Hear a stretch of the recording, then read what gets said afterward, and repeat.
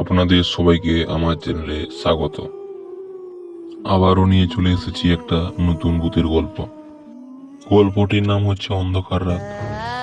তাহলে শুরু করছি সেই ভয়ঙ্কর ভিডিওটা। কোনোদিন যদি আপনি সন্ধেবেলা জঙ্গলের মাঝে হারিয়ে যান, তবে ভাবুন সেই অনুভবটা আপনার কাছে কেমন হতে পারে। খুবই ভয়ঙ্কর, তাই না?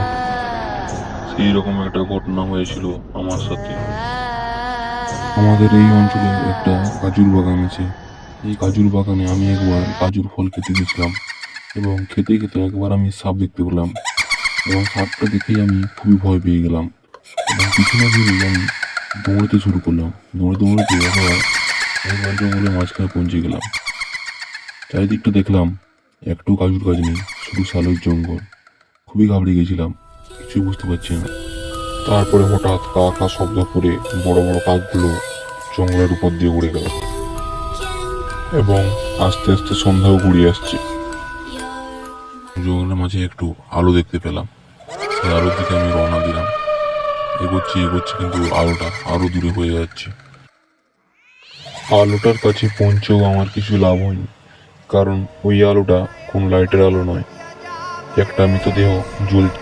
সেই মৃতদেহের আগুনটাই আমি আলো ভেবে দৌড়ে চলে এসেছিলাম। কি হলো তারপর, কিভাবে বেরিয়ে গেলাম আমরা, জানার জন্য কমেন্ট করুন।